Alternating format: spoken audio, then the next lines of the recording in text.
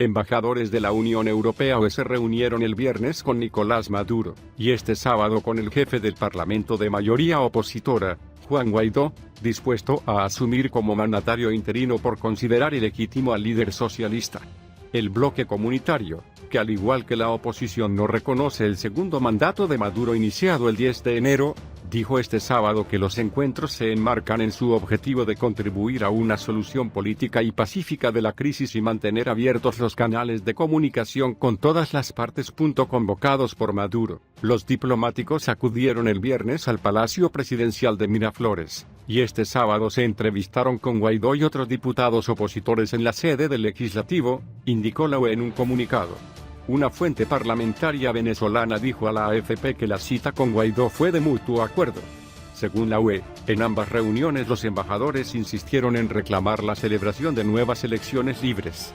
Durante su investidura, Maduro exigió respeto a la UE, después de que ésta lamentara que hubiera emprendido un nuevo mandato de 6 años tras elecciones no democráticas, y amenazara con tomar medidas adecuadas en caso de un deterioro de la situación. El gobernante dijo que la audiencia con los diplomáticos tuvo por objeto defender la verdad de Venezuela. En tal sentido, Maduro instó a las autoridades europeas a mantener una posición de mayor respeto y equilibrio sobre la realidad política, económica y social de Venezuela y les invitó a visitar el país para establecer una agenda de cooperación constructiva, indicó este sábado la Cancillería venezolana en un comunicado. Por su parte, Guaidó declaró a periodistas que los embajadores ratificaron su reconocimiento al Parlamento como única autoridad electa y están buscando los elementos para poder tener una elección libre en Venezuela. Según la UE, en ambas citas sus representantes reiteraron la propuesta, actualmente en discusión, de establecer un grupo de contacto internacional, destinado a crear las condiciones para una solución política, democrática y pacífica del conflicto. Estos encuentros se producen en un momento en que Guaidó despliega una estrategia para lograr que los ciudadanos y las Fuerzas Armadas, principal sostén del gobierno, apoyen sus planes de instaurar un gobierno de transición bajo su timón. Al no haber presidente electo por voto popular, no hay comandante en jefe de la Fuerza Armada, está rota la cadena de mando, así que quien asume la competencia de esa directiva es el presidente de la Asamblea Nacional, reiteró el congresista durante un mitin en Caracas.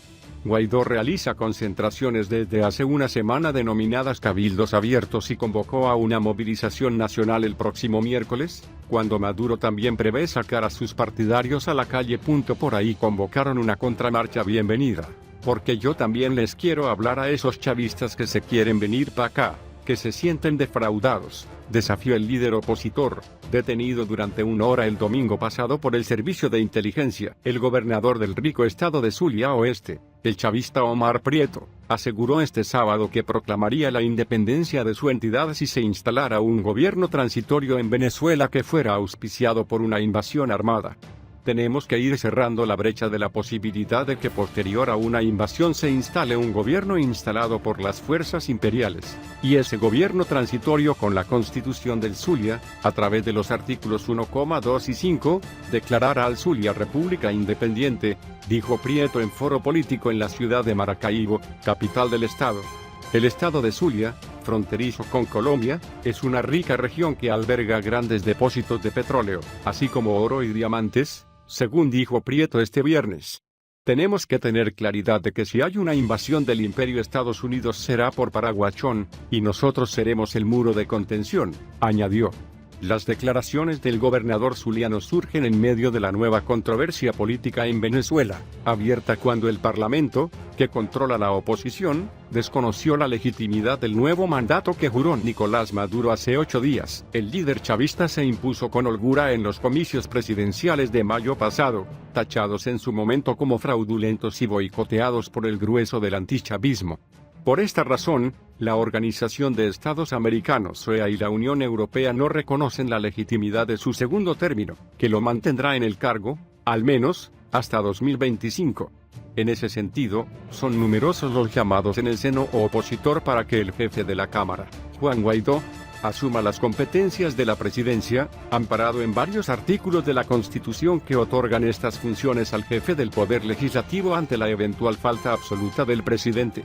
Pero el opositor dijo esta misma jornada que no sucumbirá a presiones y seguirá una ruta ya establecida para hacerse cargo de la primera magistratura. Al reiterar que considera que Maduro usurpa la presidencia, Martí viajó a Venezuela para dar y darse, sin pedir nada a cambio.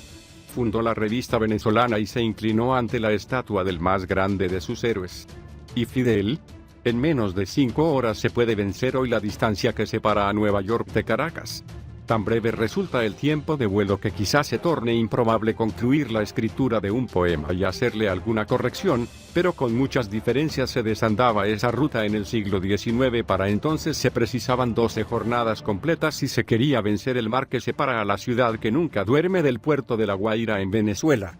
12 fueron los días que navegó José Martí tras subir al vapor Felicia en el puerto neoyorquino un 8 de enero de 1881. Fue durante esa travesía cuando el poeta escribió cada verso del Ismaelillo, ese libro que dedicó a su hijo y con el que, según algunos estudiosos de su obra, se convertiría en uno de los precursores del modernismo en Hispanoamérica. Martí, quien debió recordar a La Habana mientras divisaba desde el mar las fortificaciones de San Carlos y el vigía, hizo el viaje para reverenciar, sin siquiera quitarse el polvo del camino, al libertador Simón Bolívar, para mostrar sus fervores a la Jerusalén sudamericana. Martí viajó para advertir a Venezuela de que él podría, y estaba dispuesto, a servirla, y que bastaría que le dijeran cómo hacerlo. Hace 138 años viajaba Martí por esos mares, escribiendo versos a su hijo, para inclinarse luego ante la estatua del más grande de sus héroes. Así, blindado de amor, llegó el apóstol a Venezuela, la tierra en la que estudió Andrés Bello, donde Bolívar, un Júpiter, nació. Y en Caracas aseguró que solo pretendía un puesto en las milicias de la paz. Y allí fundó la revista venezolana. Martí hizo el viaje para dar y darse, sin que pidiera nada a cambio. El apóstol no fue buscando para sí esas vetas de oro, hierro y plata que abundan por allí. Martí quedó arrobado al comprobar la fertilidad de los suelos, y sus muchísimos cultivos, pero también lo mortificó la manera en que se desdeña el estudio de las cuestiones esenciales de la patria, y cómo se desestimaban las soluciones nacionales. El autor de versos sencillos pareció no comulgar con todo en Venezuela. Tomó como bueno las pasiones que desataban en esa tierra las lecturas de las memorias del Marqués de Chateaubriand, los libros de Víctor Hugo, o los chistes de Proudhon, pero quedó contrariado tras reconocer el olvido de la lengua india que antes se escuchara. A pesar de esos reparos, y a pocos días después de que se cumplieran 6 meses de su arribo, Martí agradeció por esos meses en Venezuela, e hizo el viaje de regreso a Nueva York, muy ligero de equipaje, en el vapor Claudius. Así fue su viaje, tan diferente a los muchos que hiciera Fidel Castro, quien no escribió versos a ninguno de sus hijos mientras volaba en un avión presidencial, quizá porque eran muchos los hijos y no todos legítimos, o quizá porque no le fue dado el don de la poesía, que por suerte no exploró. El primero de todos los viajes de Fidel a la tierra de Bolívar ocurrió en 1948. Y siempre se dijo que el interés de esa breve travesía no fue otro que la organización en la isla de un congreso de estudiantes universitarios del continente, para que la hazaña le otorgara notoriedad dentro del gremio. En esa ocasión se hizo acompañar por Rafael del Pino, quien muchos años después hizo el viaje al norte, abandonando para siempre a un Fidel que olvidó su compañía y le respondió iracundo. Esa primera estancia no rebasó los 4 días, pero vendrían otras. Tras el triunfo de 1959, y a solo unos días de su entrada a La Habana, Fidel Castro hizo su primer viaje a Venezuela al frente de una delegación gubernamental. Pero sin dudas las razones no serían las mismas de la anterior. Ahora ya andaba en busca de petróleo, de precios preferenciales, y así se lo hizo saber a Rómulo Betancourt, mientras que el venezolano, sin sutilezas, le contestó que la única manera en la que podría conseguir el oro negro sería pagando como todos los demás. Y regresó sin ningún acuerdo, y con un miembro menos en su escolta, a quien una hélice de su avión le quitó la vida. Pero no se dio por vencido Fidel Castro, insistió mucho, hasta que en Hugo Chávez tuvo su gran oportunidad y a su mejor aliado, su casi subordinado. Fue así que Castro consiguió el ansiado petróleo que jamás tuvo esta pequeña isla, después de despertar tantas pretensiones. Y se sucedieron sus viajes a la tierra de Bolívar, siempre marcando diferencias con el único que hizo Martí, ese que comenzó en Nueva York y que demoró 12 días antes de tocar costas venezolanas. Aquel viaje del apóstol no fue promovido por el lucro, su mayor deseo era hacer servicios a esa tierra y reverencias al héroe sudamericano. Los desplazamientos de Fidel Castro, con más regularidad y de breves travesías, tuvieron que ver todas las veces con los negocios, con la búsqueda de algunas ganancias para conseguir el poder más largo y recio. Así fueron arrugados los amores de Martí a la patria de Bolívar.